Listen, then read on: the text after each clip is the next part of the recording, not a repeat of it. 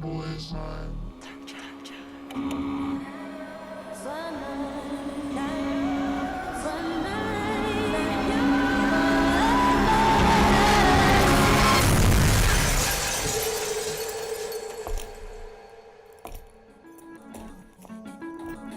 You ready? I've been ready. What are we waiting for? That boy is mine. Let's go, Grizz! Let's go! Oh, John Moran just broke the rim with that finish. Defense, take that ball! Defense, take that ball! Jared with a rejection. Give me that! Moran digs at it, knocks it away. Picked up by Pippen. Bob, Brandon Clark. Ooh, on that rim!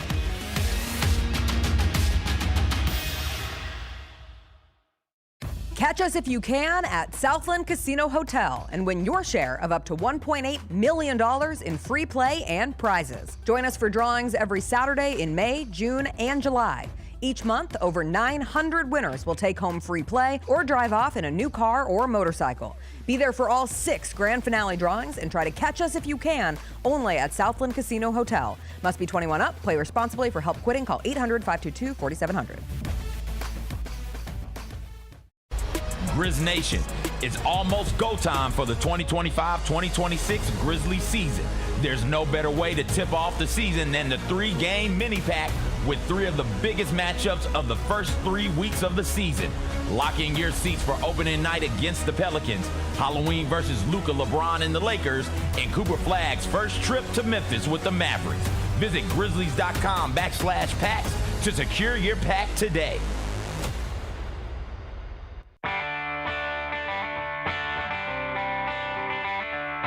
Live from the Built Ford Tough studio at FedEx Forum, it's the Gary Parrish Show, presented by Ortho South, on YouTube at Grind City Media and the official Grind City Media app. Now, here's your host, Gary Parrish.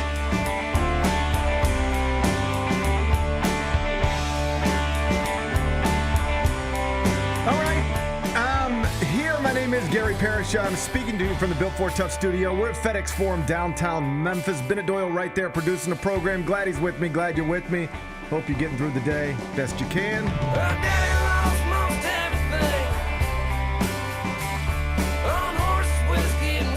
And I hope you like your bad news mixed with good news, or at least I hope you don't mind it that way, because that's what we got from the Grizz yesterday in advance of tomorrow night's regular season opener against the New Orleans Pelicans. Clip notes, Ja's good to go, Ty is not.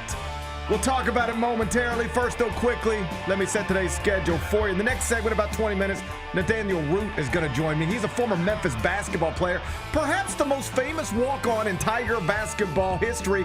He's got a new book out called Root, A Memphis Hoops Dream. It's available right now, Amazon.com, anywhere else you get books. Root going to be here with me in studio in the next segment to discuss it.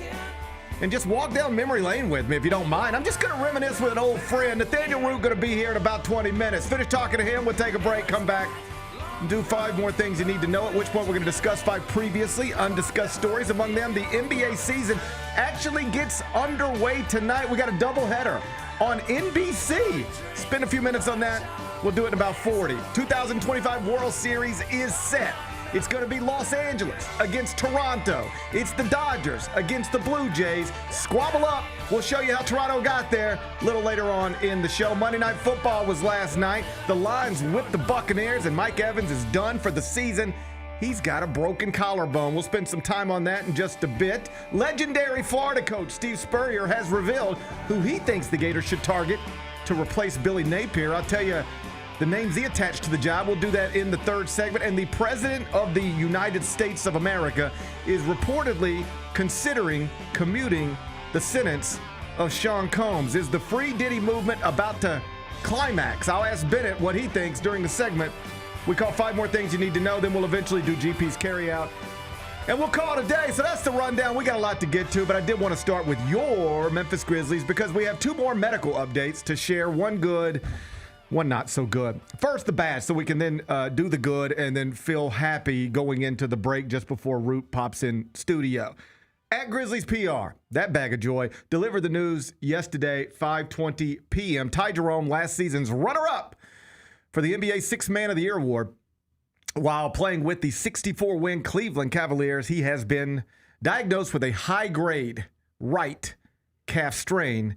He won't even be reevaluated until 4 weeks from now. Big Bet Bennett, your thoughts? It is a really tough blow because he was obviously one of your big offseason acquisitions. I think him and Kentavious Caldwell-Pope are two guys that you look at to replace a lot of that production that's gone from Desmond Bane's departure. So obviously, it is a tough loss. There's just no other way to spin that.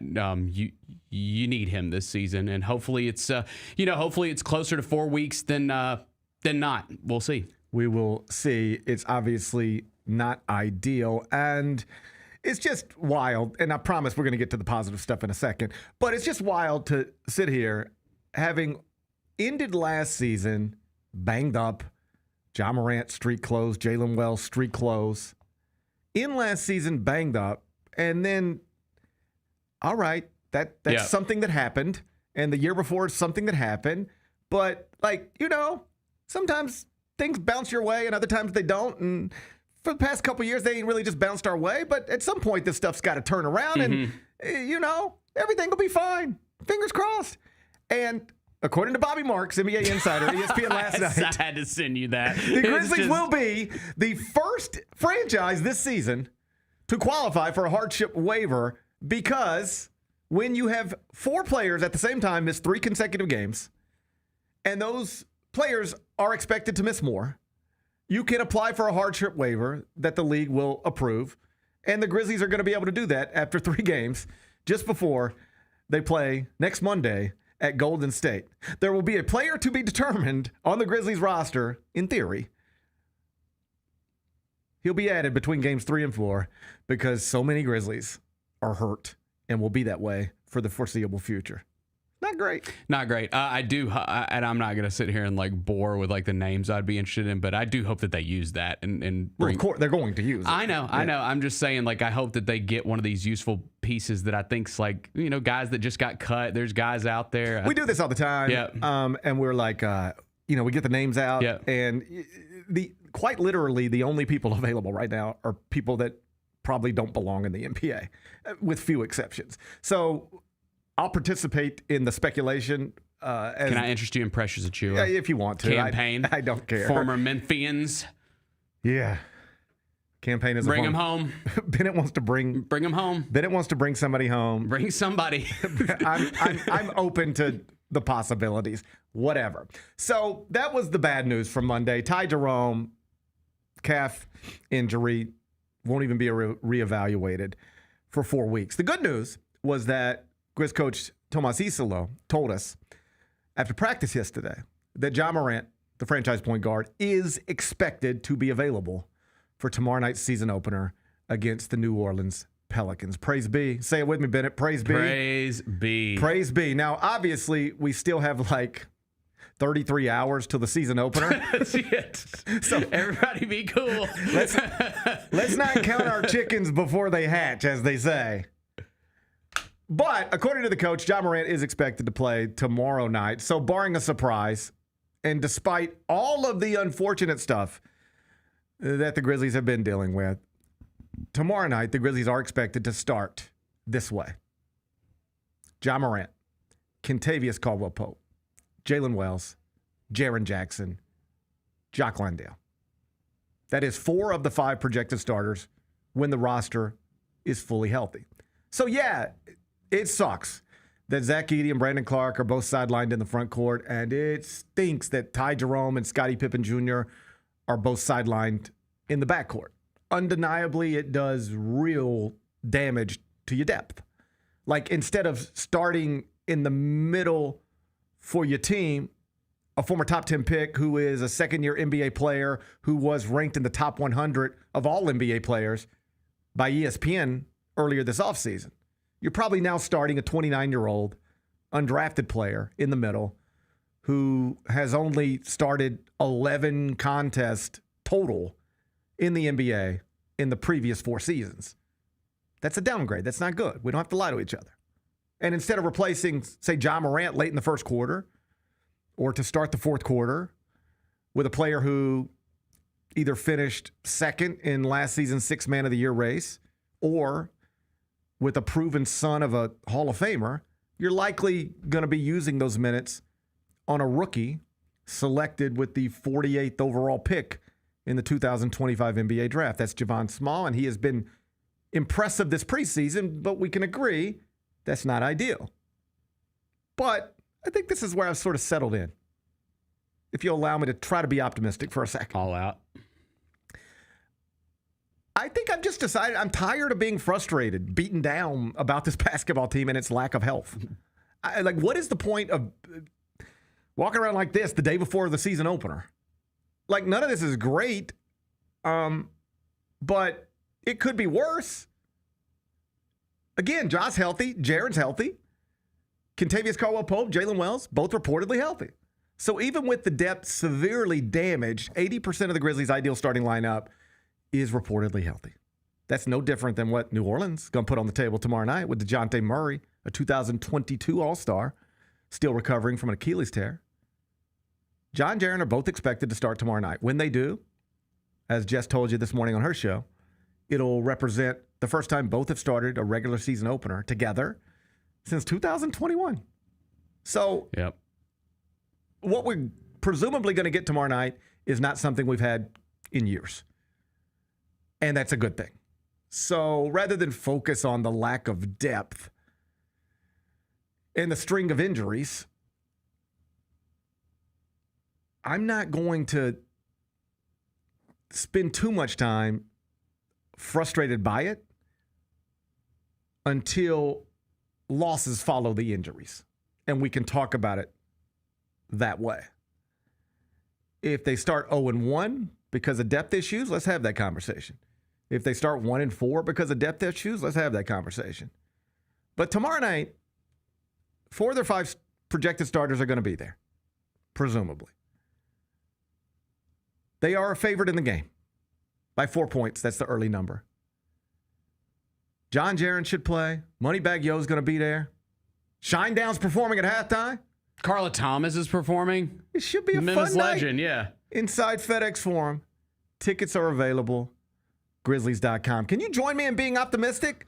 They're supposed to win tomorrow night. What is the point of being frustrated when the day before the season opener, your 2 franchise players are both healthy, and you're expected to start 1-0? I'm ready. I'm looking at that. The Ja news was, and I think we all kind of I guess we expected it, but to actually get it is just a great feeling. I mean, it just, I think it's important for this team to be competitive this season. I think it's even more important for him to play a ton of games this season and be a star in this league. It gets the fan base excited, man. That guy is one of the most popular players in the league. Sure. But it's important for him to get back to being that all-star, all-NBA level type guy this season. And so for him to be available to start the season, it's massive. I don't think there's any doubt that he needs, personally, a bounce-back season where he plays a lot and performs at the level at which his talent suggests is possible. That's the thing. Nobody is asking John Morant to do something that he has not done before. Right. Just asking him to do it again. Yep. He's capable. Go back to that 2021 season opener when John and Jaren last opened the season together on the court in the starting lineup. He had 37 points in that game. He can go big, and I suspect that he will. But more than what anybody's prediction matters, he's got to do it. Every time I say I expect him to have, if healthy, a great season, there's going to be somebody in the chat saying, ha, ha, ha, I've heard this before. You guys are, how many years in a row you guys are going to spend sitting around talking about the guy who's always hurt is going to have a great year? You doing that again? I get it. I'm not dismissive of it. I get it. I just don't understand what the point is of focusing on that when we are starting fresh tomorrow night, and he is reportedly good to go. If we get to a different place, I'll focus on that place. But the place we're at right now, like, this should be fun. We have an NBA franchise getting ready to start an incredibly important season. I would maybe argue the most important season in franchise history, given everything that is in play right now. And celebrating 25 years in Memphis. It's a big season because of that, too. It's kind of cool. It's also a big season because we're trying to get 25 more. Yep. And there's not a lease agreement signed right now, and we've talked about that before. But yes, there's a realistic scenario where this thing could go the wrong way. You know, you get one more hamstring pull from a star player, start stacking losses. People don't buy tickets. This could go the wrong way. I just don't know the point in worrying about that today when there's something else to think about, and it's a more enjoyable thing to think about. And that is tomorrow night, we're going to have a regular season home opener for the 25th time inside FedEx Forum. The two-star players are both reportedly healthy. We're going to have Zion on the other side. Like, that's cool. It's a fun opponent to start. Big X in the building, and you're supposed to win the game. If things go the way they're supposed to go this season, the Oklahoma City Thunder will win the championship. On a micro level, if things go the way they're supposed to go tomorrow night, the Grizzlies will start 1-0. Hopefully they do. Because I am like you. We're in total agreement here. Ja needs a bounce-back season, and the team, needs a bounce-back season as well. Something that can galvanize this community, get people excited, and make it feel on game days downtown the way it used to feel so often, because we've gotten away from that a little bit. Hopefully we get back to it very quickly, but either way, it all starts tomorrow night. 7 o'clock tip, Pelicans in town, tickets available, Grizzlies.com. Ja, Jaren, both expected to be in the starting lineup. Moneybag Yo there at the beginning of the game. Shine down there at halftime. Memphis legend Carla Thomas. It's going to be a wonderful night in FedEx Forum. I'm looking forward to it. We come back. We'll turn our attention to Nathaniel Root, the former Memphis basketball player. Perhaps, I think this is not even a perhaps. I think it's true. The most famous, most beloved Memphis walk-on basketball player in history. He's got a new book out. It's available Amazon. I've been talking to Root, going back and forth with him. Wanted to get him in studio, yes, to talk about his book, but just to reminisce a little bit and also look forward to next Monday night when his old coach, John Calipari, brings the Arkansas Razorbacks into FedEx Forum for an exhibition benefiting St. Jude Children's Research Hospital. Nathaniel Root is here in Memphis. He's going to be in studio with me next. It's the Gary Parrish Show, presented by Ortho South. Jeff Dunham, Artificial Intelligence, his all-new tour. You're the other white meat. How can you be so smart on one hand and so stupid on the other? Well, you're half of it. I realize I could have avoided all this years ago with one simple word. I do not. Silence! Don't miss a Memphis. Friday, April 10th, FedEx Forum. Tickets on sale Monday, September 29th at jeffdunham.com.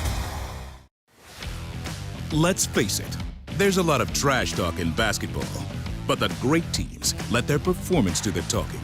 Like Ford F-150 with Pro Power on board, a class-exclusive industry-first feature that turns your truck into a mobile generator and leaves the competition speechless. Ford F-150, official truck of the Grizzlies. Greatness starts here at your Mid-South Ford dealer. Class is full-size pickups under 8,500 pounds, GVWR.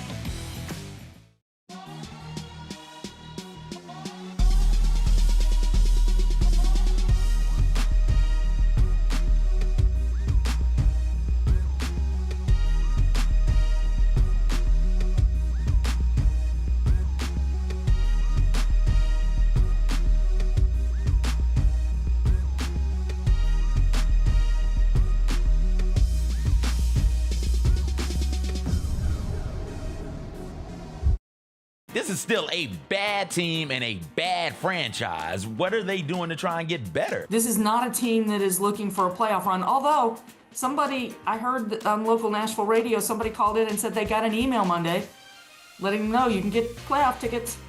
For the Titans, yeah. Tune in to the Jessica Benson Show with CJ Hurt live every weekday at 8 a.m. on YouTube at Grind City Media and the official Grind City Media app.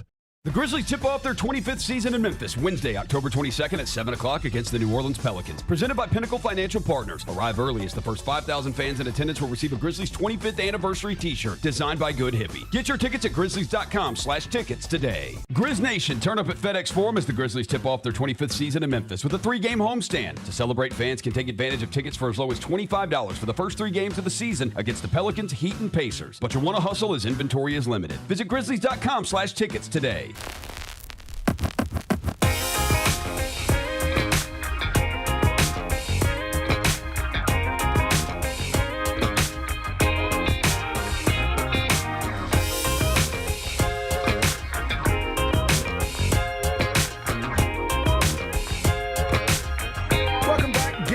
Show presented by Ortho South. We're inside the Bill Ford Tough Studio, FedEx Forum, and this is a real joy. Look who's here with us. It's Nathaniel Root, former Memphis basketball player and best-selling author. The new book, Root, A Memphis Hoop Dream.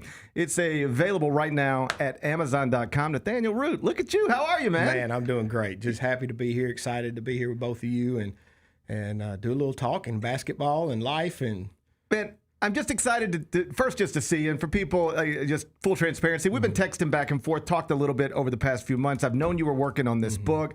I was thrilled to be asked to be a small part of it because I just look back on those years so fondly, and as I was thinking about this last night, I really do believe this is true. You are the most famous and beloved Memphis basketball walk-on of all time. I don't even think it's close. There are walk-ons who have played there forever. I don't remember most of them. There are scholarship athletes that played there forever. I don't remember some of them. But I remember you. Everybody remembers you. Do you have a sense for why that is? Why you were so popular and still are today? I could say to any Memphis basketball player around my age, Root's coming in studio with me, and they would know exactly what I'm talking about. Why do you think that is? I think the connection that I made with the fans. We all know Memphis is a blue-collar grind city, and that was my role on that team. Come in, dive for loose balls, take charges, and when I'm open, better be making a three when I'm open. So give the crowd what they want. But I think just connecting with the crowd in that way, and if you look back at the rosters during that time, we only had about 11, 12, guys on the team, maybe 13. So as a walk-on and then earning a scholarship, it was a lot more opportunity for me to play at the end of games, or somebody's hurt, or first game I ever started, a couple guys were late to class, and I get my first start, and so it was easy to be able to fill in those roles that if you have 15, 16 guys on a team, I don't have that opportunity. Right. Some of that, some of what I'm talking about is like you played. You actually got on the court, and so that mattered. I think your last name mattered. Like I think so. It's just an easy thing to, like the Root. It just works for some reason. What do you remember most about that time? What when you think back to it, what stands out? The thing, and everybody wants to know about games, but for me, it is that camaraderie and the brotherhood of being with your guys in the locker room, in the practices, on the bus, on the planes, in the hotel rooms, and just creating that bond. Now, obviously, the fans, and I think a lot of people have forgotten what it's like to play in that pyramid and watch a game in that pyramid.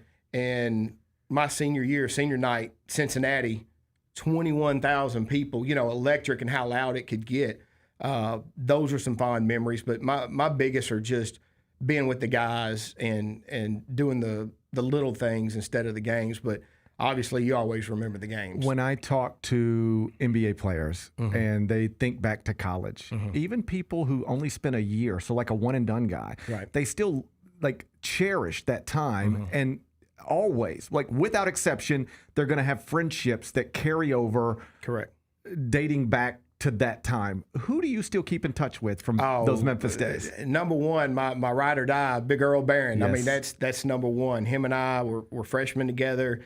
And you'll in the book I talk about how we meet my first practice, and From day one, we were best friends. We walked out our last game together. We've been best friends ever since then.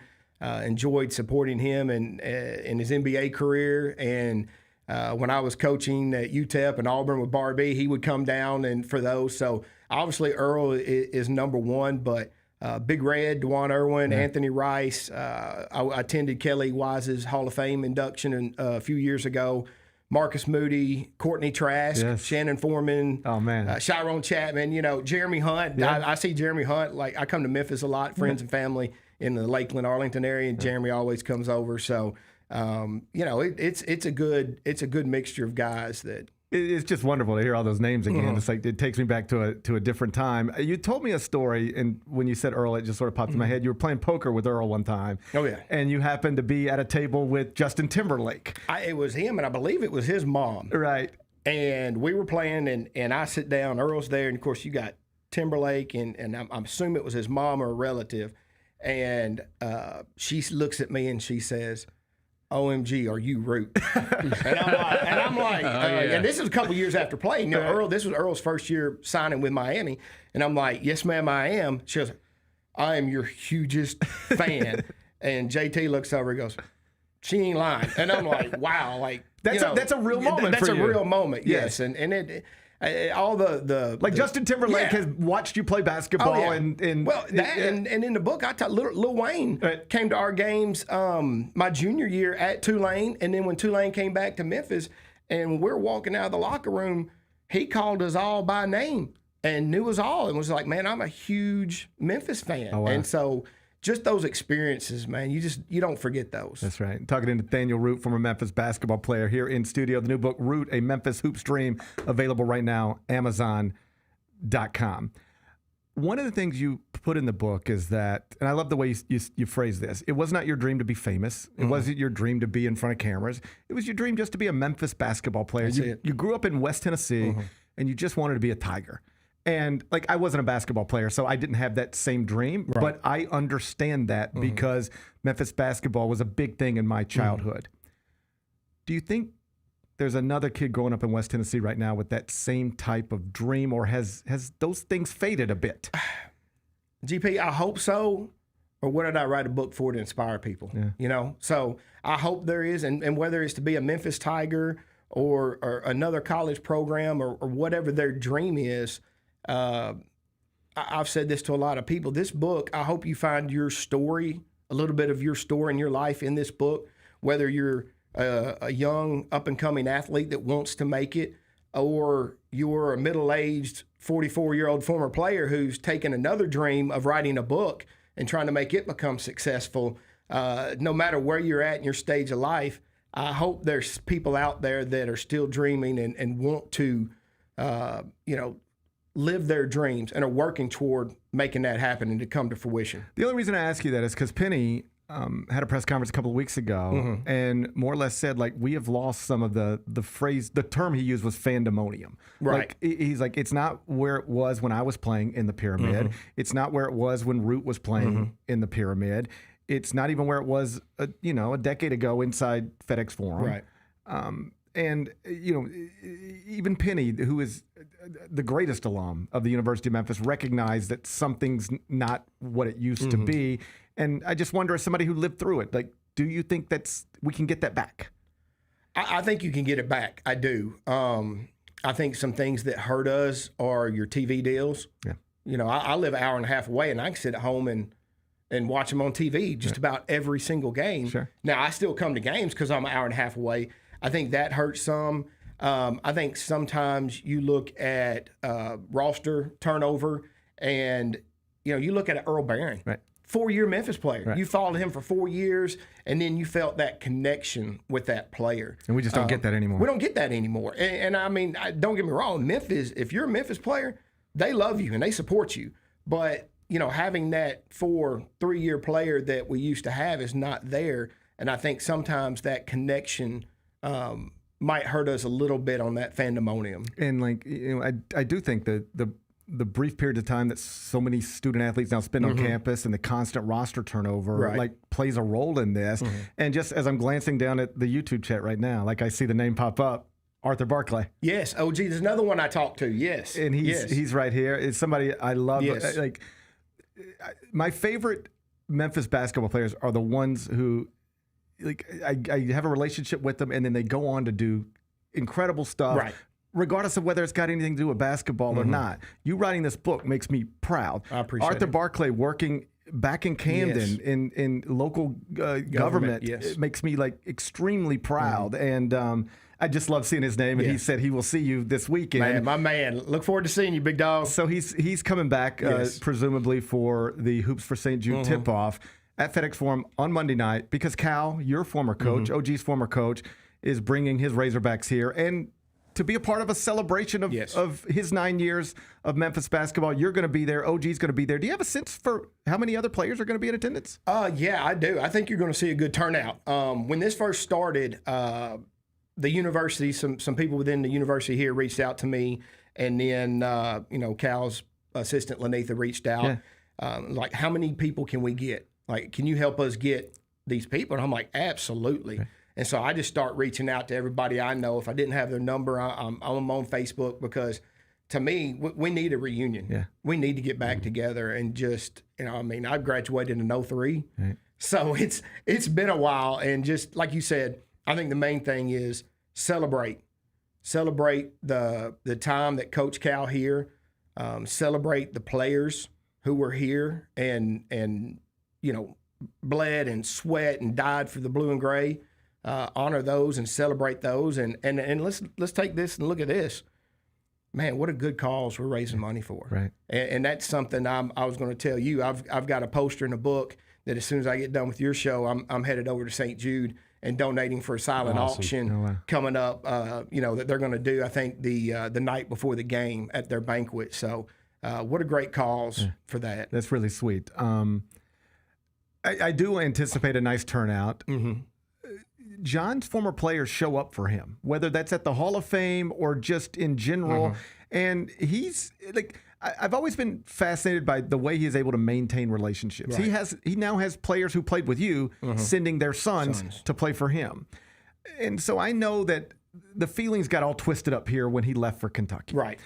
And those wounds were open for a while. It feels like the fan base is now healing. But I do think it's always important because I think I've had a unique perspective on John because I'm not just somebody who is a Memphis basketball fan watching from a distance. Right. I was around this man every day. I don't know that we're best friends, but we've been friendly for a long time. And I've seen every angle of him. I've seen the relationship he has with people, and I've been able to register that along with everything else you register. You played for him. He allowed you to be a part of his program. Can you just speak to us about the relationship you have with John, the relationship he has with his players, and what he means to this city? So I think, number one, when you talk about relationship and you look at all his former players, when you see them do interviews, how much they praise him and love him.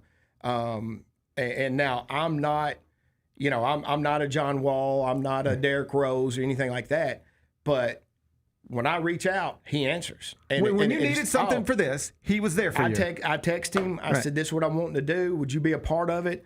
He, within 10 minutes, man, I'm all in. You let me know what you want me to do. Right. There wasn't any other questions about, well, what are you going to say in the book or what are this? He just, I'm all in. He could have been too busy. He probably was too busy. Probably. But he didn't bring that to you. No. Right. And I think that's the thing you've got to respect about him. And like you said, celebrate that coming back here. To Memphis, and let's celebrate that. When you're walking around, like, I know you live an hour and a half away, but you're back in the city every once in a while. Like, is it still 20 years later, people, hey, are you that guy? Now, it's not as much as it used to be when I first got done playing, but yes, it's crazy how people still recognize me or send Facebook requests and a message that just is very, inspiring and humbling that people still remember you. And then, of course, what's funny is when I'm here with Earl, they'll see Earl first, and then they see me, and they're like, "That's got to be Root. That's got to be Root." Yeah. So, but yeah, it's very humbling and rewarding. And I guess going back to the earlier of why I connected, I think this city saw a lot of me in themselves. Yeah. I think, just that hard work, that grinder that never stops, and I think that's what they see. So let's focus on that for a second. Okay. I think everybody understands you ended up at the University of Memphis and you were celebrated and still are to this day. How did you go from high school to Memphis? How did you become a part of the Tiger basketball program? So my mom, this is a little known fact, my mom was on the very first volleyball team at Memphis for El Marone. Mm-hmm. Both my parents originally from Memphis. So grew up Memphis fan, watching them on Channel 10 on tape delay I did in the the same floor. thing. Yeah, so you remember those days. I did the 10 o'clock at night. 10 o'clock at turn on night. That Channel was the only 10. time Mom and Dad would let me stay up late as a kid. Yes. But came out of high school unrecruited. And I think when you look at things and the good Lord, God's got a plan for you, He knew I would have signed anywhere. NAIA JV scholarship would have been offered. I would have signed it. Right. But working with my dad that summer and his friend, I was a little down in the dumps. So where do you want to play? And I said, I want to play at Memphis. Go walk on. Right. And I'm like, not that easy, but that's what I'm going to do. And went to tryouts in October, got cut. Right. And then a guy by the name of Ryan Johnson, who was a really good football player, receiver during those days, they'd promised him he could play basketball. I think I remember that. Yeah. He played a few games after the football season was over with, and he went back to football. And Coach Jones said, "Just go give me that white boy," because now tryouts I couldn't miss. I could not miss. So that's how it happened. And then played the second half of the season my freshman year, and then when Calipari got here, Right. man, he was letting go of scholarship players, Right. and I'm like, I got to do whatever I can. So we were doing individual workouts during that time, and we only had 8 returning scholarship players.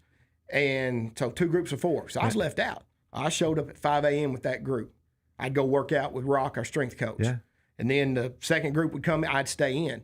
And what happened after about the first week and a half, some injuries would happen, some sickness. Cal, go get Root. Right. And I was there to show him, I want to be a part of this and I'll do whatever it takes. And I think that's what helped keep me on the team. And then from there, just flourished under him. Tell me about the first meeting with John Calipari. That must be interesting. Man. Like this is a larger than life figure coming to campus, and now you're right in front of him. Well, I think number one, I thought, wow, all of my dreams can come true with this man. Yeah.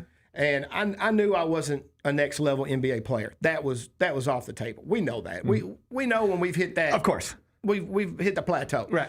But I thought, man, I want to get into coaching. Right. Who better to learn from than Coach Cal? Yeah. So when I first met him, and just like you said, just the overall aura and celebrity kind of because he had that even then. Oh yes, yeah. Yes. Is that you grew up watching him with the UMass days before he went to New. He kind of fell off. For us kids who grew up watching more college than NBA. Right. Once he went to the NBA, the Nets weren't on TV. It was all Mike or Penny with Orlando. Right. So when he came, though, you still was like, wow, this is about to be my coach. Right. Man, this is exciting. I can do some things. I really do think that this is among the things you and I have in common, which is, among the reasons you're able to write this book and be a household name in this community is in part because you played for John Calipari. Absolutely. I don't think there's any doubt one of the reasons I got the job at CBS is because I covered John Calipari. Mm-hmm. Like when I interviewed for that job, the other people that interviewed were from like New York Times, Washington Post, Fox Sports, and then it was the commercial appeal. Like I didn't have the job title that fit with these other candidates, right? But I was on their radar because people paid attention to John Calipari. And I was the guy writing the most words about John Calipari. And I've shared that story with John. Like, I really do think I at least got put on that radar because I was covering his team as opposed to, say, Tick Price's team or Johnny Jones' team or Josh Pastner's team. It was just different. It was a different time. So now he comes back here on Monday night. If you could talk to Memphis fans who are going to be in that building, because you are right now, what message would you send to them? Because there still is some, I guess, mystery about exactly what that's going to look like and what it's going to feel like. My hope, as somebody who cares about the program, is that whatever got twisted up is put over here for the night, and you just look down at that court and you see those familiar faces and you see the man who made it all possible, and you you cheer that and applaud that the way you used to. But I don't know if it's going to be 100% of that. Right. What do you expect, and what would be your message to Memphis fans who are going to be in the building on Monday? I think my message would be, let this be a celebration. Number one, we've talked about that. Let that be a celebration and thank him for the time that he did spend here. And I want to remind, and I talk about this a lot as a former Memphis player, and people ask me, a lot of people were cut deep by him leaving. But, you got to think, he's not from this Memphis area. Right. He was chasing his dream. Sure. So you got to respect him chasing his dream. But y'all, we would not have Coach Penny Hardaway if John Calipari was still here. We wouldn't, right? So Cal had to leave for us to be able to have Coach Penny leading his alma mater in this city to where we hope we get our first national title. Yeah. And what better would story be for Coach Penny to do that? But it wouldn't have happened if Calipari wouldn't have left. Right. So I think just let's be supportive. Let's celebrate, and you can go back to cheering against Arkansas once he leaves, which I'm sure a lot of fans will. Sure. But yeah, I think celebrate and honor him and the players, all the players that are coming back to be a part of this. Yeah, I just that's going to be a night for John and his family. Right. And I hope it's a good memory. I do too. Yeah. And I think it will be. Right. I think it will be. Before I get you out of here, just this is probably the first time some people are seeing you or hearing from you in a long time. Yep. Tell people what you're up to. So my sister and I work for her. She hates when I say that. She says, you work with me. But she started a consultant agency for nonprofits where nonprofits hire us to go in and help them raise money, capital campaigns, build out their development departments, things like that. So I started working for her 4 years ago. Now I've just opened a home furnishing business in my county of cabinets, vanities, flooring. I do that.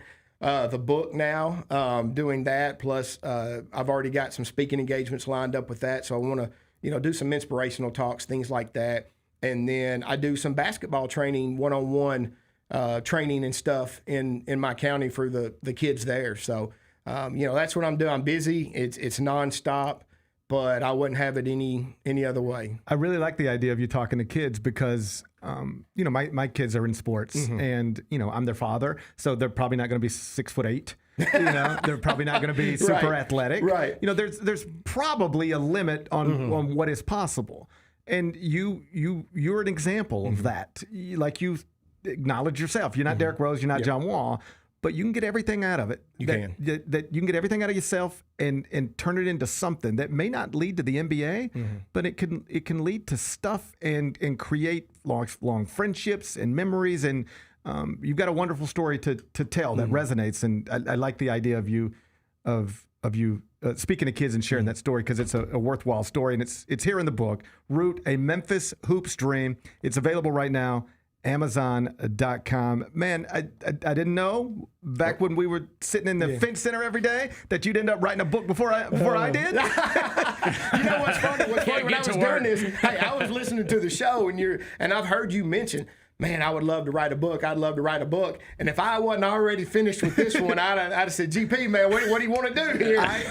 But I was pretty darn close to finishing this one when that happened. I've had opportunities, and I think where I actually am on that is I would like to be done with a book. Right. I'd like to hold a book and say this is my book, but I don't want to. I don't think I have much interest in going through the process of doing it. It's about a year and a half, 2 year process. Yeah. So. Well, okay. So there was a time, probably around the time you were playing, where I was approached about doing a book, and I reached out to some friends who had done it, and I had one person in particular, a New York Times bestselling author, and the first question in his mouth, he said, "Would you write this for free?"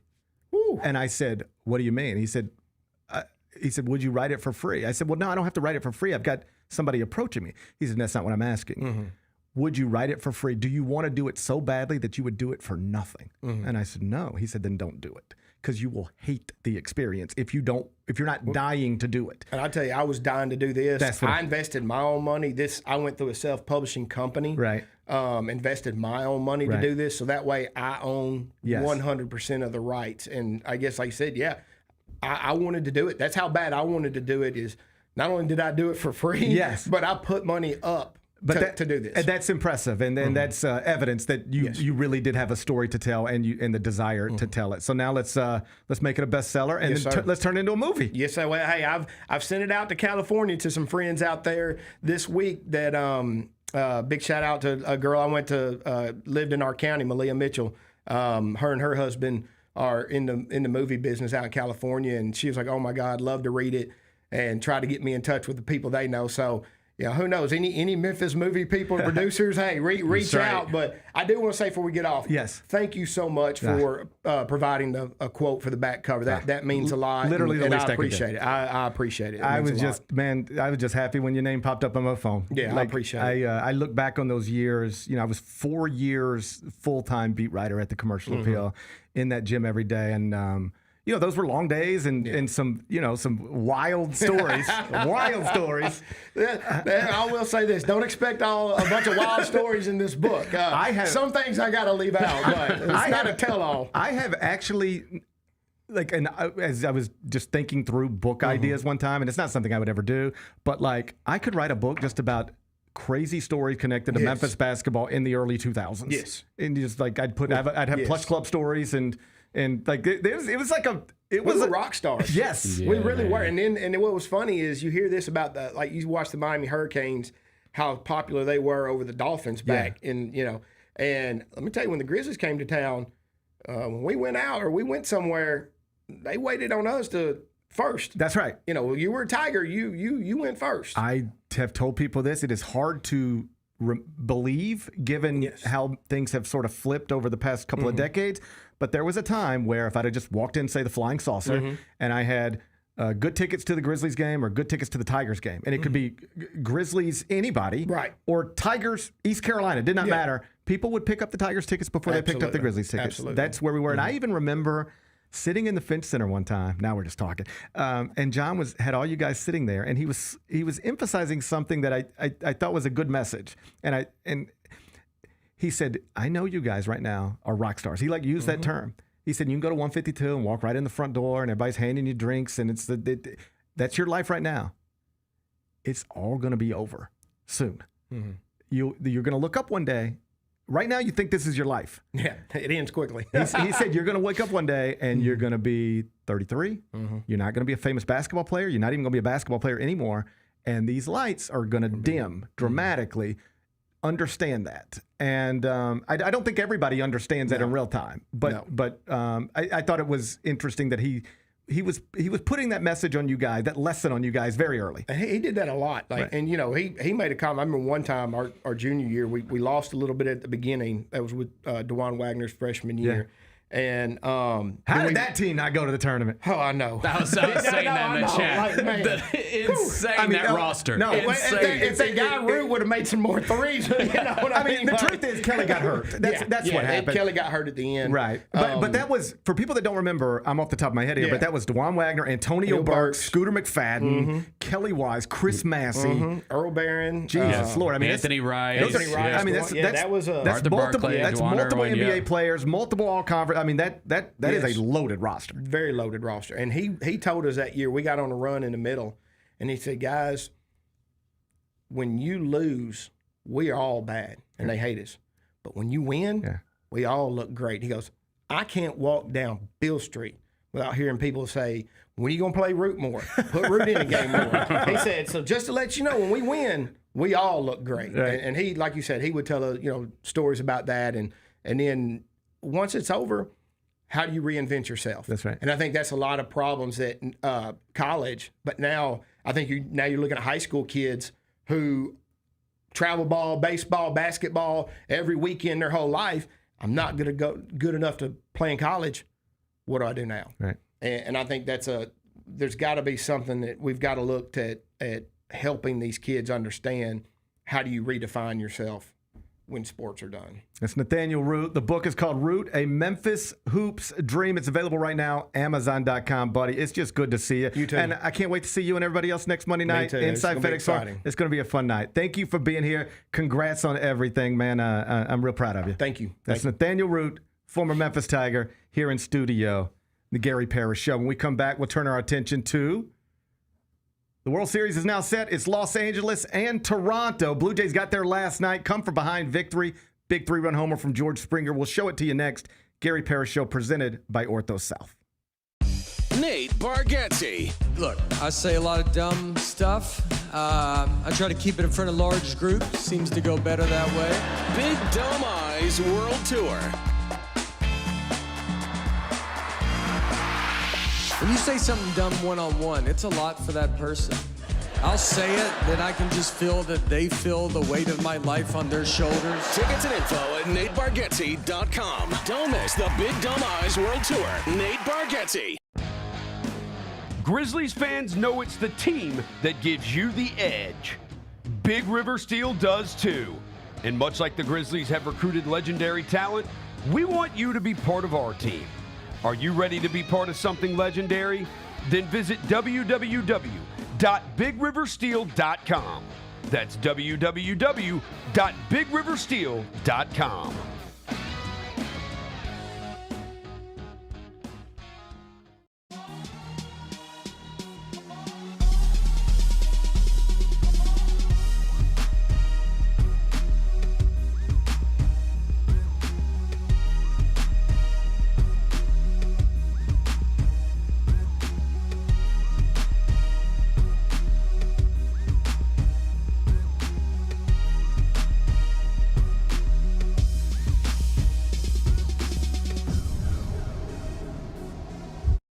We have to notice the sleeve. Not quite. Just Come a little on. something. But you Just a said little. you're going to add more to it. It's going to. I will. It'll get there. Go up. Tom Lee it's- Park. yeah, but- Tom Lee Park. What? I Got a saw little the bridge Grizz. there too. Oh, I saw the Grizz Bear, but I didn't see Tom Lee Park. That's real love right there. You can't cover that up, Zach. You can't cover that up. The Chris Vernon Show, live on weekdays at noon on YouTube at Grind City Media and the official Grind City Media app. Let's go, let's go, let's go, let's go, let's go, let's go. Playing in front of these fans is going to be the best feeling in the world. I'm super excited to play in front of them. Let's go, let's go. They give us a lot of energy, show us a lot of love. You know, I always say get tickets, but there are 6 men and we need them more than ever. We're proud of it. It's different energies, Memphis energy. I love playing in front of the Memphis fans. They're rowdy, they're loud. We all are one. We all are Memphis.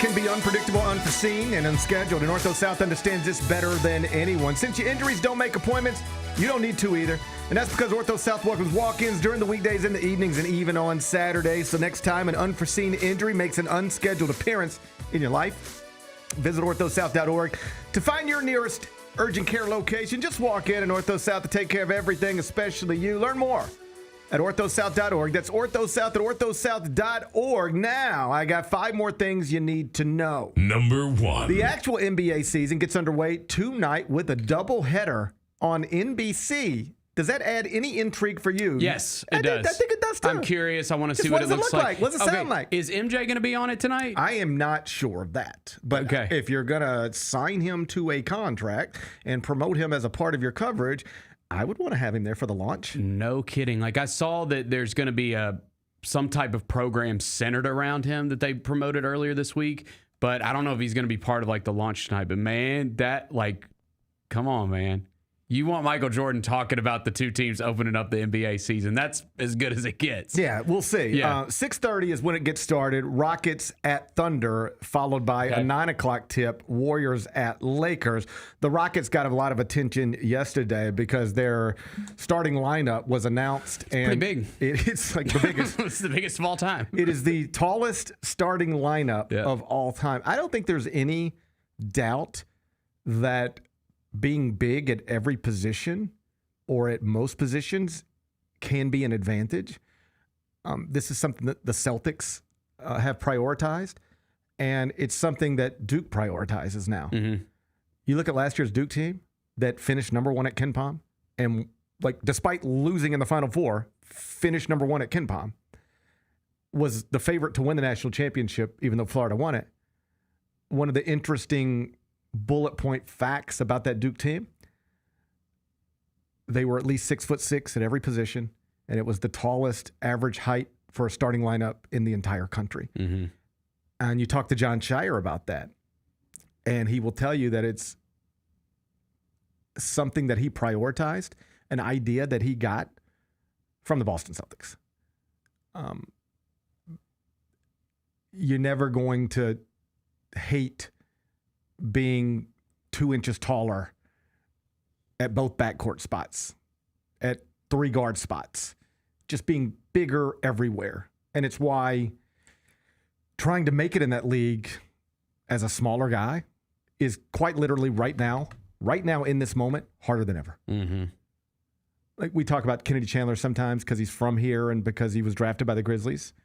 If he went to Tennessee this season and had the exact same college basketball season that he had, which was a good one, I don't even think he'd be drafted now. Right. And it's because even in just a few years, the importance of it has been exaggerated dramatically. And you're going to see it on TV tonight. Now, I wonder, because there's these can be two different things. Is it good to be 6'5", 6'7", 6'9" at the 1, 2, 3? Yeah. But at some point, are you too big?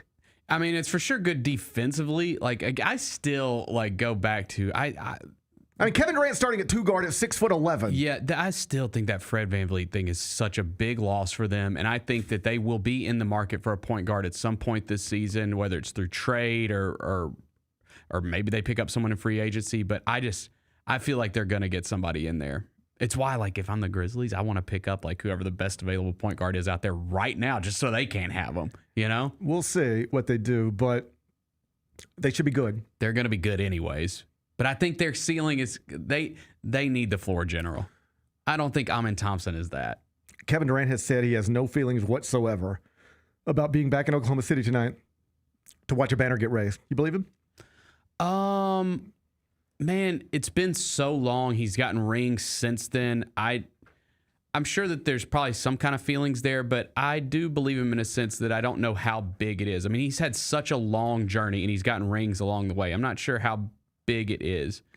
I don't know that it would bother me, but I would feel something because I was the king of this place one time. That's if I were Kevin Durant, this is the way I think I would feel. Mm-hmm. This was my city once upon a time. That's true. I won an MVP here, went to the finals here, had a possible dynasty on deck, and then they moved James Harden, and then I moved to Golden State. And the way I imagined that unfolding from there was my career takes off and I'm chasing Michael Jordan for championships, and whatever happens in Oklahoma City happens in Oklahoma City. In reality, he went to Golden State, he won a couple of titles, but they're not respected like a Giannis title or a Dirk title. Which is silly. I agree, but it is what it is. Yeah. They don't get those titles without him. They don't get those titles without him. Those specific ones, I know they've won without him before. But they won before him. They won after him. Yeah, But I think you might be right. I think you might be right. In that moment, in those seasons, yeah. He was the best player on those teams. Yeah, man. Yeah. Those were Steph's teams, but he was the best player. Yeah. But regardless of whether you appreciate those titles or I appreciate those titles, broadly speaking, fans are like, those are fake titles. Those are fake rings, right? And then the Brooklyn thing's just a disaster. And everything since then has been he scored a lot of points and made a bunch of All-NBA teams, but it has not been what he had hoped it would be. Even the ring stuff has not been received the way I know he wanted it to be received. And so then you're standing there tonight and it's like, well, here's the young MVP who actually brought a title to this place. I don't want to say he did something that I couldn't do, but he did something I didn't do. Mm-hmm. Maybe I could have if I stayed, but I left, and then he did it. And so this place could have been mine, but now it's his. I'd have all those feelings in there somewhere. I might be, and then I might just look at my bank account and be like, I got $800 million. And 2 rings, and life's fine. All right. But I would feel something. The idea that he says he doesn't feel anything, that doesn't ring true to me. Okay. I don't know that he's mad, but you got to feel something. Well, I think he wants to.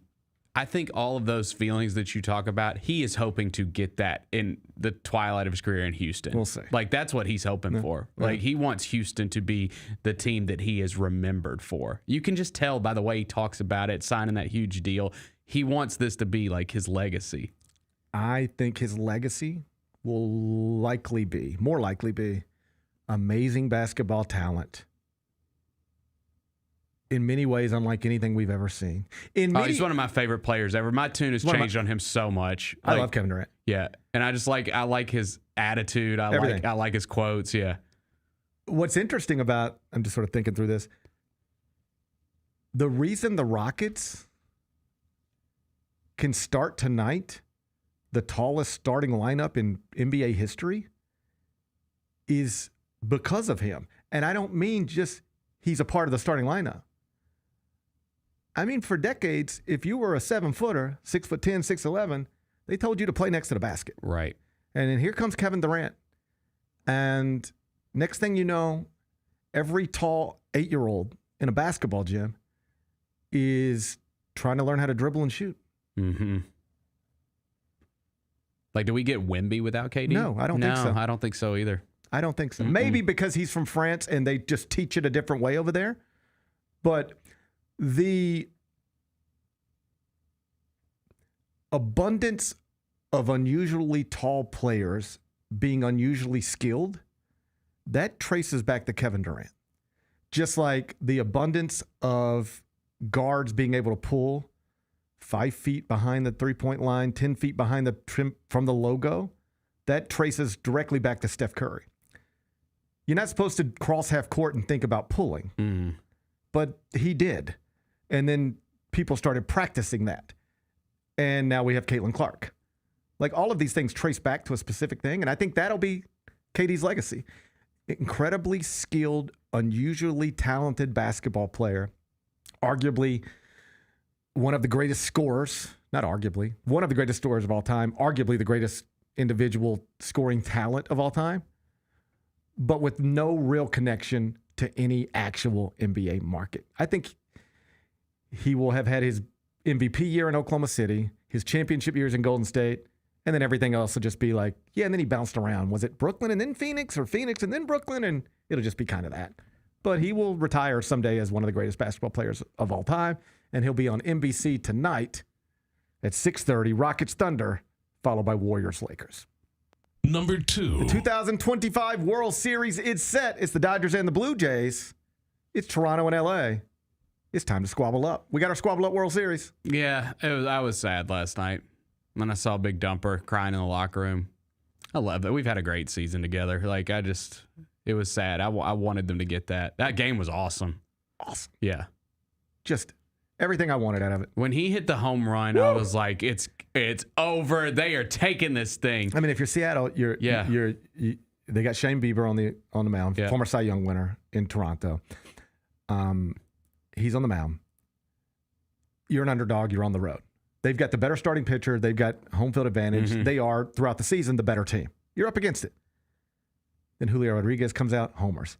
Cal Raleigh, homers. 65th of this season when you combine the regular season and the postseason. That's a nice number. That's a good number. Nobody's ever done that in the American League. Hit 65 in the same calendar year, counting regular season and postseason. So then you're up 3-1, and you're deep in this thing. Like, it's your stars showed up. You got a quality start from George Kirby. This is here. You're on your way to the World Series for the first time in franchise history. And then George Springer, who was injured earlier in this series, took a fastball on the knee, and it was unclear if he was going to be able to play Game 6 or Game 7. He was limping. But he's in the box. 2 men on. Kyra, let's watch one of the greatest home runs in postseason history. It happened last night. Wild pitch.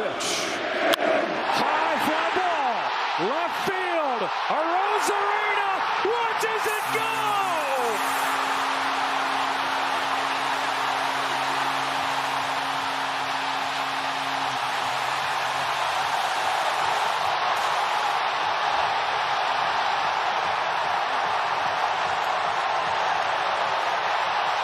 What an awesome moment. That was crazy. They win it right there, 4-3. That was the final score. And, yeah, that Mariners clubhouse was rough. Did you see the video, local news, that went viral because of a scream in the background? No. So they're in the clubhouse, Seattle. They're doing interviews. There's some. I saw somebody tweet that it's Cal Raleigh that you hear. I don't know that's true. He was emotional. He was definitely emotional because he had tears in his eyes. But Kyra, I'll just let people hear it for the first time. I don't have to set it up. This is the interview last night in the Seattle clubhouse. Having gone as further than any other team in franchise history. Dang. Legacy is. It's just sometimes you got to get one out. Damn, man. Have you ever done that? Sure, yes. I have to. Yeah, I do it in my car a lot. I'm a car. Yeah, I'm a car yeller. Yeah. Just like you get Sometimes overwhelmed you got to get it out. and Yeah. you get frustrated and you just got to get a good yell, scream out. And that's what that was last night. Kyra, let's hear it one more time if we got it. Scared me. if we can pull it up more, here we go. Having gone as further than any other team in franchise history. Sounds like someone getting killed. Jeez. It's tough, man. I don't want to say you don't get over that, but it's right there. And if you never actually get to where you're trying to go, you'll revisit this the rest of your life. And unless you're like the Dodgers right now, it's hard to get back. It's hard to get back. Yeah. Yeah. I mean, it's right there for you. When are you ever going to have a 2-run lead in the bottom of the 7th of a Game 7 ALCS? Hopefully next year, right? But hopefully next year. It's right there for you. It is. You were an underdog when the series started. You were an underdog when this game started. But you're a favorite in the bottom of the 7th, up 2 runs. You need 9 more outs. Go get them. Dude, there was a moment in the because the second Monday Night Football doubleheader was going on, and it was Texans at Seahawks. And as soon as that, because I had them both on simultaneously, as soon as that game ended, you could hear a groan in the crowd because that's a loud stadium where the Seahawks play. You could hear like a huge groan, and nothing was happening in the game, and it was just like, that's it. They got the news. It's just a killer. I think I'd rather lose it like that than just, lose it 7-1 after giving up 5 in the first. Like, at least if you're a Mariners fan, you had a night of emotion. You felt something all night long. Yeah. Oh man. It's tough. But to have it ripped away. Awesome moment for George Springer though. Like that's an all-time great baseball moment. Sure. For whatever, he's won a World Series. Yeah, I know, and not everybody likes him because of where he used to play. Right. I got that. Yeah, he's part of the cheating team. Oh, speaking of cheating, did you see the thing in the first inning last night with Josh Naylor? Yeah. That was wild. That was weird. So for people who didn't see it, I didn't send it to Kyra, so I'll just tell you about it. But it's a double play ball, and Naylor is running first to second, and it's just like a routine double play ball. And he, in an attempt to break up the double play, runs and jumps and turns his back backwards and just takes the throw in the back of the head. And they obviously called him out. You can't be jumping into balls, throwing balls. But that's when you know, hey, what are you willing to do to win this game tonight? Right. Buddy, I'll let a third baseman throw a ball right into my head if that's what it takes. Fun baseball game last night. It was awesome. Just from start to finish, awesome baseball game. World Series, Dodgers and the Blue Jays. The Dodgers are, of course, pretty significant favorites. Number 3. Monday Night Football, like you said, was last night. We got a doubleheader. I had it on, but was really just locked in on football. And baseball and the football stuff was just sort of on. But Lions beat the Bucs pretty good. Yeah. And then the Bucs lose. Mike Evans for the season, broken collarbone, which means his streak of 1,000-yard seasons receiving will come to an end. He had done it 11 years in a row. Dude. The first 11 years of his career, the only other person to ever do that. First 11 years of his career, at least 1,000 receiving yards every year without exception. The only other person to ever do it, Jerry Rice. Yeah.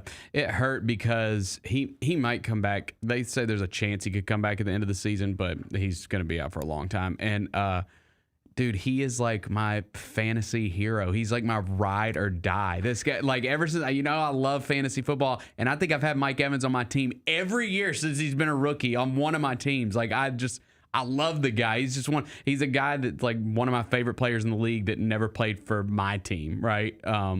And so, yeah, it's a bummer. It's a big bummer. My favorite Mike Evans moment, I think, is when he got the penalty for fighting on the field. Yeah, it was Marshawn Lattimore when Lattimore was with the Saints. And they had him, that was it. It was Lattimore. Yeah. They had him mic'd up, and he's pleading with the refs because the refs are like, yo, you can't do that. And he's like, but he hit Tom Brady. He's like, yo, that's Tom Brady. I think it was something like, yo, that's Tom Brady. Yeah. Like, I can't just let this guy hit Tom Brady. Right. Like, what do you want me to do? I have to go fight. And the ref is like, yeah, I get it. But, like, I got to throw the flag. But I just loved it. Was like, Tom Brady commands that type of respect. Like, you can maybe touch our quarterback, but not Tom Brady. Not when Tom Brady's our quarterback. You don't get to put your hands on him, or we got a fist fight, right? Yeah. So, and it's sad too. Like, you never see guys stay with the same team. Like in the NFL, that they always leave like towards the end. And who knows? Like, he's gonna want to try to chase that record. Like, he's very close. And so we'll see if he comes back for another year. We'll see if it's with the Bucs or not. But man, yeah, that sucked to see last night. So Lions 24-9 over the Bucs. Seahawks 27-19 over the Texans. We're going to consider that your Monday Night Football recap. Number 4. Legendary Florida football coach Steve Spurrier was asked his thoughts on the Gators coaching vacancy, and he said he believes what the University of Florida is going to do next is hire somebody who has a proven track record of success of winning in the SEC or at the power conference level. The point being that we ain't hiring no Billy Napier again, mid-major coach, and hope that he can do something that he's never done before. We're going to hire somebody we know can win in the SEC. And how do we know they can win in the SEC? Because they've already done it. Interesting. And the two names he threw out. Okay. Lane Kiffin. Yeah. We talked about that yesterday. And Eli Drinkwitz, the head coach at Missouri, whose team is right now 6-1 and ranked 15th in the country. So if it's up to Steve Spurrier, the Gators' next coach will either be the current head coach of your Ole Miss Rebels, which are ranked 8th in the country, or the current head coach of your Missouri Tigers, ranked 15th in the country. Kind of surprising because the obvious candidate to me is Alex Golesh at USF because he's in Florida. You know, he recruits the area, and he's obviously having an amazing run at USF right now. So that's the one that kind of stood out to me. But that would be mid-major coach. That's right. You know, I would not be surprised if it's either one of those guys that he mentioned. I really wouldn't. I might say Drinkwitz before Kiffin, but I think Lane would do it. I think there is something to, you see these guys now, you talked about it yesterday, getting ahead of the fan base getting annoyed with them or being out on them. Now, Ole Miss, they're having some of the best success ever, so like, you know, how can you argue with that, right? I feel like this Florida job is going to get a bunch of dudes raises to stay where they're at. That's a good point. I think you're right. Just like, because I know there are Ole Miss fans right now, like friends of mine who are Ole Miss fans, and they want Lane Kiffin to come out and say something definitive. And the truth is, it's just not in Lane's best interest to do that. Like, if I were Lane Kiffin, you know what I would say? Nothing. No. Nothing. I'd let people wonder. I'd let my bosses wonder. And I mean, it is true. He's going to have less pressure at Ole Miss. He just is. Well, of course. Yeah. I mean, if you don't win at Florida, you will be gone in 2 or 3 years. Yep. And there's a little more of a grace. There's just a little more wiggle room in Oxford than there is in Gainesville. I don't know what the right thing for him to do. If the job is his, if it's presented to him, I don't know that I can tell you what he should do because I'm not him. I could argue it both ways. Sincerely, I could make a compelling argument why you take the Florida job if you're Lane Kiffin, and I can make an equally, if not more compelling argument of why you negotiate with Ole Miss while Florida is pursuing you, and use Florida to lock in every great thing you can think to lock in at Ole Miss. I can make either argument. This is one of those where it's very much a personal decision. Like, what Lane Kiffin will do, either way, is not going to be universally applauded. If he stays at Ole Miss, there are going to be some people who say, he's crazy not to take the Florida job. And if he takes the Florida job, there are going to be people who say, I cannot believe he left Ole Miss for Florida with an athletic director on the hot seat and a track record of firing coaches very quickly who don't win. I can't believe he took that job. Whatever he does, there will be people questioning what it is. And that's because there's no entirely clearly right answer here, and I don't think there's a clearly wrong answer either. It's a personal decision. What do you want out of your life? What do you want out of your career? But it's a nice position to find yourself in because he will either be the next coach at Florida for presumably more money than he's ever made with as good a resources as he's ever had, or he'll remain the coach at Ole Miss for more money and better resources, and you'll get all of those things put into a contract. So it's a nice place to be. But I imagine on some level it's also stressful because I bet you it's not clear in his mind. Right. I bet it's not clear in his mind exactly what the right thing to do here is, what the accurate thing to do here is. But Steve Spurrier has him on the target list along with the Missouri coach, the Gator legend. He wants him to hire from a fellow SEC member. Number 5. TMZ is reporting this morning that the President of the United States is contemplating commuting the sentence of Sean Diddy Combs later this week. Just to get out ahead of it, the White House is denying this report. We had to get an official statement from the White House? We did. Okay. But TMZ is saying, we stand by our report. It's true. We know that he is considering commuting the sentence of Sean Combs. How do you think that would be received publicly? Would that be popular or unpopular? I mean, it kind of seem like that the sentence was light to be anyways. It depends on how you register all of this stuff. The internet's not a real place. Yeah. But that is where I read most of the things that I read. And when he was, as the trial was unfolding, there were people who were like, yeah, Diddy's a horrible person and has done some horrible things. But are we really trying to send this guy into prison for the rest of his life? Because, he's got some kinks. Mm-hmm. Because he was not on trial for domestic violence. He was not on trial for a lot of the awful things we know he did.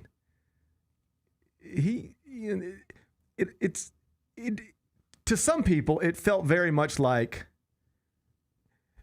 you couldn't get OJ for murder, so you get him for some memorabilia stuff, and then you just really, that's how you put him in prison. Like and this felt, to some people, this felt like that. Like, all right, this guy probably should be in prison, but for this? So that opinion was out there, whether you agree with it or not. So how do I think it will be received? I think it just depends on which corner of the internet you hang out in. Right. Yeah, that's probably right. Like if you're hanging out on Twitter, it's probably gonna be a good day. Everybody's gonna be excited. I don't know. I don't know. I think bad people who do bad things and are convicted of them should be in jail. It just felt to me like the Senate, from everything that we thought we knew for a long time with this whole Diddy thing, it seems like that the sentence was pretty light, and maybe let's just ride it out and be done with it. I guess if I were advising the president on this, I would try to get him, while acknowledging up front, he's gonna do whatever he wants to do and say whatever he wants to say. Nobody's got any control over that. But if I had access to him, I would be like, what do you think the win is here? What are you going for here? I mean, I think it would be popular because people just love celebrities. I don't think everybody would condemn it, but what's the win? Who would applaud it? Who wants Diddy out of prison? Yeah, I don't know if there's some big movement going on. Like who? Like I mean, there is a free Diddy thing out there. Yeah. But like, who actually is like, it is a shame that Diddy is sitting in prison? Who holds that opinion? I don't know if it's like this. Yeah, I don't know if it's. So then, what is the win here? I'm not sure. But he just let George Santos out of jail, the other day. And that's true. And who wanted him out of jail? Fair enough. Yeah, fair enough. Okay. Except the message there could just be like, if you're loyal to me, I don't really care what you do. Oh, that's fair. And if you get caught and you get convicted and you get sent to prison, just know I got the power to get you out of that thing. So, you might be okay. Yeah. With the Santos thing, there was like an actual usable message to be sent to the world. Like, I have the power and I'm not afraid to use it. And so if you're loyal to me, I can maybe help you get out of some bad. There's a message there that can be useful. I don't know what the useful message would be with Diddy. Like, what do you win doing this? Like, I don't think people, like, his kids apparently want him out of prison, but I don't know many other people who do. I'd advise against it. I would advise against it. But you know what? trying to focus on this new way of life. It's none of my business. Yeah, that's right. It's none of my business. That's right. Diddy being in prison or out of prison is probably going to have no impact on my life whatsoever. I don't think it will. And so that's the way I'm going to view that. Good. I do not care, but I would advise against it. Okay. Be back with Carrie. Sonic Radio. Welcome back to Sonic RNDIO. That spells radio with me, the CIO. This just in, the new Sonic $1.99 menu lets you build a crave-worthy meal for just $1.99 an item. Whether that's a creamy shake, crispy tots, or a quarter-pound double cheeseburger. This just out. Ostriches. They're mean, not very cute, and in my opinion, way too big for a bird. Don't miss the Sonic Fun 99 menu. 5 items, always $1.99. Live free, eat Sonic. Tax not included. See menu for details.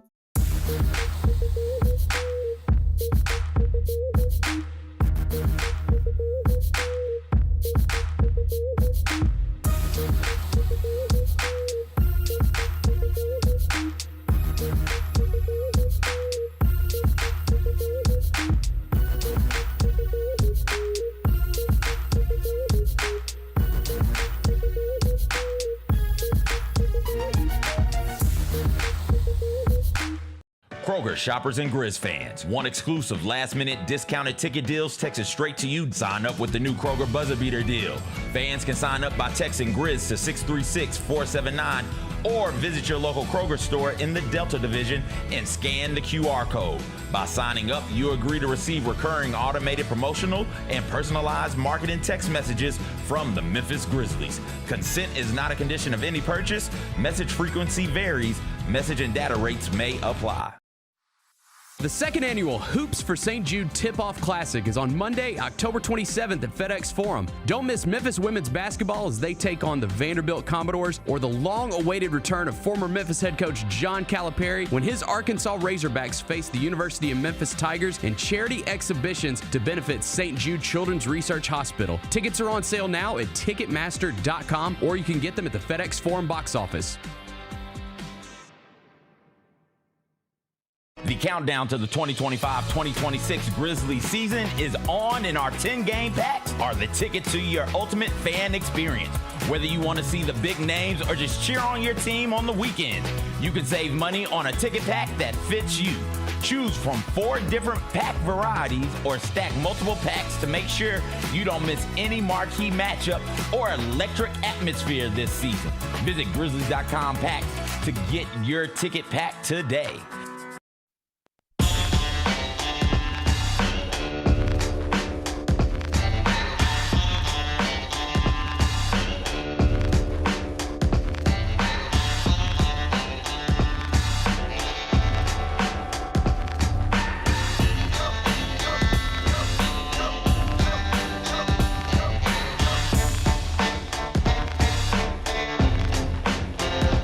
Welcome back. Gary Parrish Show presented by Ortho South. Let's wrap this up with GP's Carryout.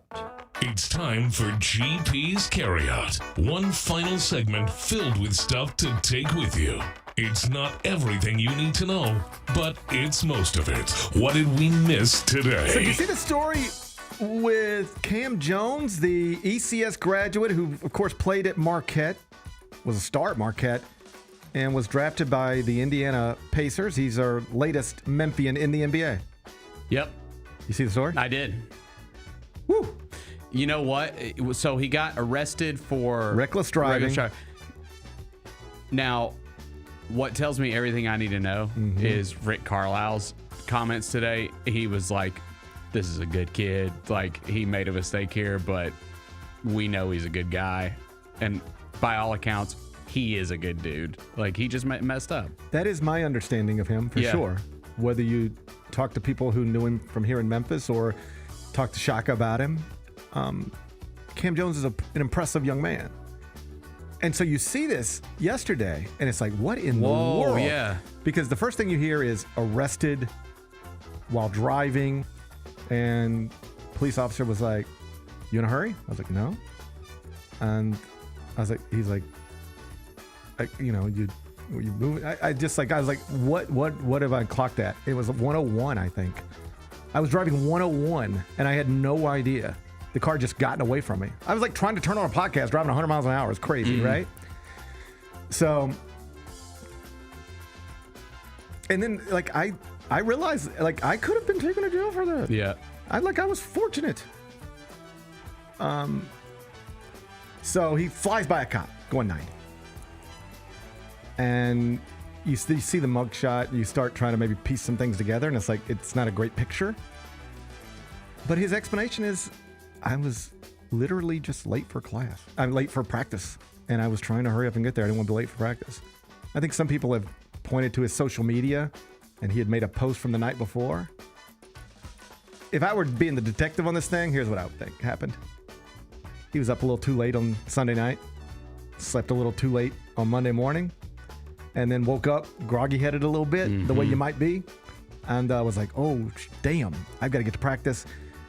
And then now you got blue lights, and now you got a mugshot, and it probably is nothing more than that, but still not the type of story you want attached to your name. No. Because by the time we even get to Rick Carlisle's comments, how about this? I didn't even know him. I hadn't heard those.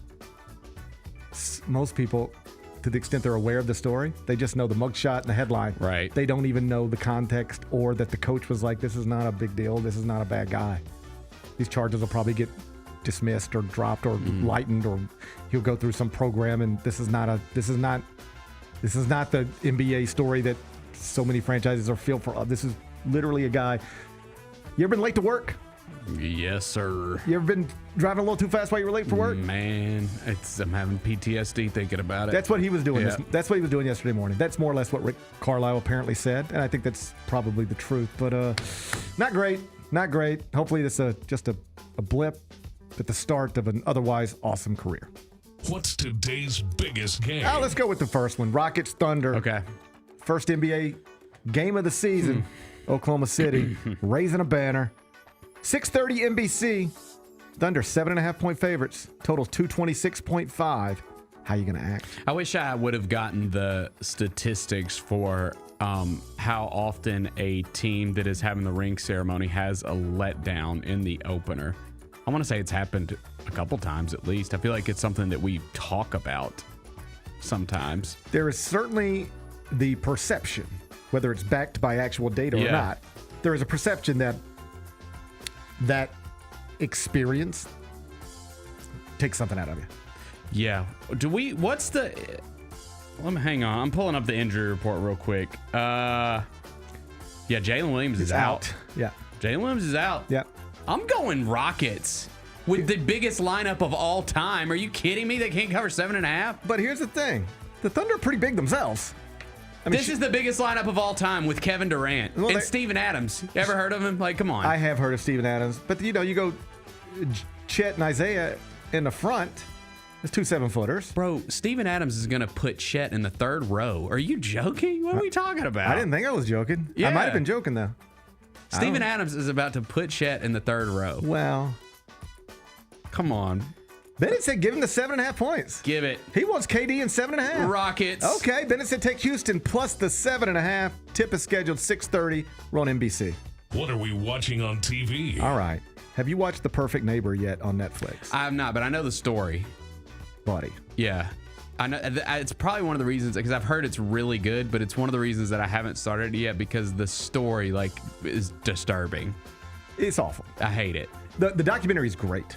I mean, great. And I was telling Matt Norlander about it on the Island College Basketball podcast yesterday, because we just got talking like this too. You won't know it's great as you're watching it, because it's an unusual documentary in the sense that it's an hour 40 minutes. That's not unusual. But it's almost completely police body camera footage. For an hour and 40 minutes, it's almost nothing but body camera footage. Okay. You have no real build, there's no hey, here's these characters, here's who they are, here's what they do, here's why you're watching this. It's just like you're watching body cam footage, which might not be as striking for some today as it would have been in a different time, because with social media, all I do is watch body cam footage. Right. I just lay in bed and watch body cam footage. Fights and arrest and all sorts of stuff. So you're just sort of watching the body cam footage and you get the sense of what's going on here. It's neighborhood / community. I didn't look it up, but it seems like maybe a lower middle class or low income community, but like lots of families, lots of kids, right? And it's just, honestly, it reminded me of like the neighborhood I grew up in. Just kids outside everywhere, throwing footballs and baseballs and playing tag and whatever. Like that's the way I grew up. Mm-hmm. We were outside every day. Yep. Now I don't know that kids are outside every day. Like my kids aren't outside every day. And I don't see kids outside every day. But in this little neighborhood, like kids outside every day. Well, this one old ass white lady moves in. They literally call her Karen. The kids do. The kids are like, "Oh, Karen down there," like, because she's the face of Karen. Yep. And she's just giving them hell. She happens to live on a lot where like there's her house, and then there's another house over here, and then there's like a lot but like a nice piece of grass. Yep. And this is where the kids play football and stuff. Right. And she is convinced like this is her yard and they shouldn't be in it. And they're like, "This is the place we've been playing football our whole lives and nobody's ever cared. Why are you calling the cops on us every day?" She calls the cops. 911, what's your emergency? "Well, there's some kids outside and they're on my property and they're being too loud." She just starts, and I won't tell you any more than this. Like that's the setup. You're just watching it, and it's just body cam footage, and you're like, okay, I guess this is interesting. I'm just watching it. And then it just, you're I'm talking about, it's not for everybody, but if you want to feel something, and the something you will feel, I hope, is anger, sadness too. This documentary will make you feel something. And I won't tell you any more about it. Yeah, don't say anything. Where it goes. But there is one moment where I don't know how you can get through it without crying. Like we were watching it and I looked over. We watched it Saturday night. And I looked over at my wife at this one moment where this kid says, I'll just tell you what he says exactly with no context. He just says, "My heart is broken." And when those words came out of his mouth, I'm not talking about tearing up. I'm talking about, we were both just covered in tears. Because I know what happens. I know the story. And so, and it's just, I can't imagine. Just really unusually done and done extremely well. Like when we get to the Oscars and they're going like, best document, like this is going to be nominated, this might win. It's really well done. And touches on what is a very serious issue in this country, specifically in the state of Florida, which is where all of this happened. So I can't recommend it enough. I think at this point, a lot of people have seen it. It's been number one. It's been the number one movie at Netflix for the past few days, but it just came out last week. I watched it this weekend. It's starting to get a lot of attention. It can be a hard watch. Parts of it because it gets intense. And yeah, you know, if you can get through it without shedding tears, congratulations. I couldn't. Nobody I know could. But it's worth your time. It's worth your time. The Perfect Neighbor. It's on Netflix right now. What's the best thing we've read? Over at CBSSports.com on the homepage, just like he does every Tuesday, Pete Prisco has updated his NFL power rankings. Do you know who he has number one now? In the NFL power rankings, I'm going to say the Detroit Lions. The Detroit Lions are number 4. I'm going to say the Kansas City Chiefs are number 2 at 4-3. I'm going to say the it's not the Packers. The Packers are number 3. You're all around it. You've got 2, 3, and 4. God, who am I missing? It's not the Bills because they lost to the Patriots. The Bills are down at number 10. It is the. Let me get my teams pulled up. It's the. Is it one that's going to surprise me? Is it one that's going to surprise you? It might not surprise you, but if I would have said this to you 1 year ago, you'd have been like, "That's the craziest thing you've ever said, GP." It is the Indianapolis Colts. The Colts, yeah, with starting quarterback Daniel Jones, are the number 1 team in the NFL, according to Pete Prisco. They're awesome, and he has been awesome. How does this happen? Man, he's in year 7. That is listen. He's a Nothing. In the grand For 6 years in New York, goes to Indianapolis, and now he's like the best quarterback in the world. They've had down years recently, and obviously there was all the Jim Irsay stuff, but like that has been a pretty well-run franchise. Like they sneaky like can get these because they don't like. Besides Andrew Luck and Peyton Manning, like it's kind of plug and play with quarterbacks there, right? And it didn't work out with Anthony Richardson, but they have a track record of bringing guys in like NFL veterans and having a lot of success with them. And clearly they're doing it with Daniel Jones, the best he's played in his whole career. Well, you just look around the league now, and it's former first-round draft picks who washed out at the place that spent a first-round pick on them, but have revamped their careers somewhere else. Also, Jonathan Taylor's the best running back in the NFL right now. Like at some point, if you're an NFL franchise, do you just sort of like not make it a policy, but like, hey, let's zero in on former first-round quarterbacks who just haven't been very good for whatever reason, because we have evidence that these guys, with a change of scenery, perhaps a change of direction, perhaps just all sorts of things, they can pop late. Yeah. Baker Mayfield has done it. Daniel Jones has done it. There's other examples throughout the NFL. Sam Darnold in Seattle. Yes, like just we have gotten into a habit as people who follow the NFL of all these quarterbacks go in the first round. We yell that they need to play immediately. They do. They stink. And then the franchise gives up who have been in the league multiple years but didn't work out at the place where they were. And now that place is thinking about moving on. All right, we'll take him.